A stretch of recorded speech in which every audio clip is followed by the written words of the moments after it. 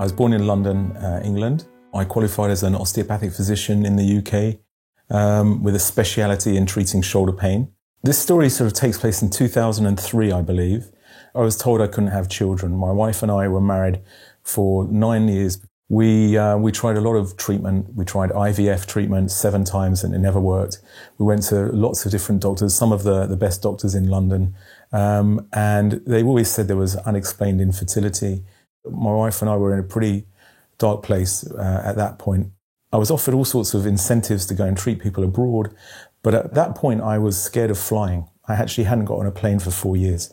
And then I got an email from Lisa Gordon-Handler. She told me that she was having a frozen shoulder and she signed it off from the New York College of Osteopathic Medicine.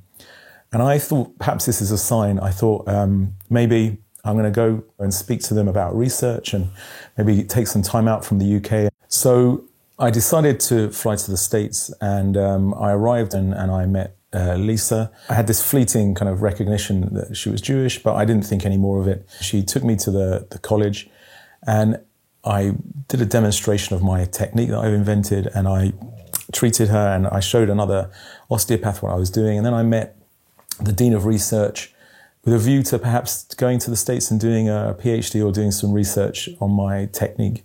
At the end of the day, she said, have you ever heard of Lubavitch? So I said, well, I have. And my rabbi is Lubavitch. And she said, have you ever heard of the Lubavitcher Rebbe? And I said, well, you won't believe this, but going to the Rebbe's Ohel was something I really wanted to do, but I couldn't figure out how I was going to plan it in my week because I already was booked up. So she said, right, I'm taking you now. And I was thinking to myself, what am I going to write? What am I going to ask for? God knows I want children. So I'm not sure that if I asked for children, it just felt a bit trite. It just felt a bit rehearsed and something that...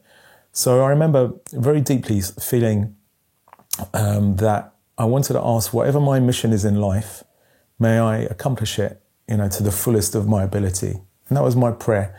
And I wrote it, and then I went to the Rebbe's Ohel, and I tore up the thing, and I sent it to Hillim.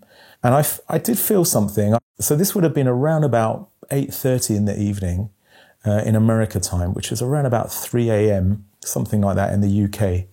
Anyway, I spoke to my wife the next day. She said at 3:15 she woke up in the most terrible searing pain. She said it was like someone had taken a knife and put it through her wombs and was twisting it like this for about 15 minutes. And she said she didn't know what to do because she'd locked all the doors. She didn't know how she was going to let anyone into the house, the ambulance. And she felt sick. And then she just passed like that. We didn't think anything of it. Anyway, the week went by and I was pretty sure that, I had a lot of opportunities to go and work in America, and I eventually got back home and I said to my wife, right, we're going to the States, it's all happening. A couple of weeks went by and I bought her a pregnancy test. A few days later, I remember at 6 in the morning, she woke me up and she threw this test at me and she said, look, I'm pregnant. She said, I was going to keep it to myself for a few hours and have a cup of tea, but I just couldn't hold it in. My son Gideon Joseph Schrager, Gabriel. I gave him 4 names because after all those years, you didn't know if you were going to have another one. So all the 4 kids I wanted. He had his bris on the birthday of the Rebbe. When Gideon was 1.5 to 2-ish, I think 18 months to 19, 20 months, we went back to New York. And I went to New York to work for a few months with a doctor there. And we went with Lisa again to the Rebbe's Ohel. And again, my wife fell pregnant naturally in New York with our second child, Benji.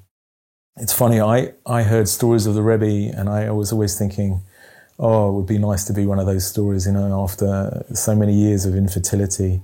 And here we are making the video.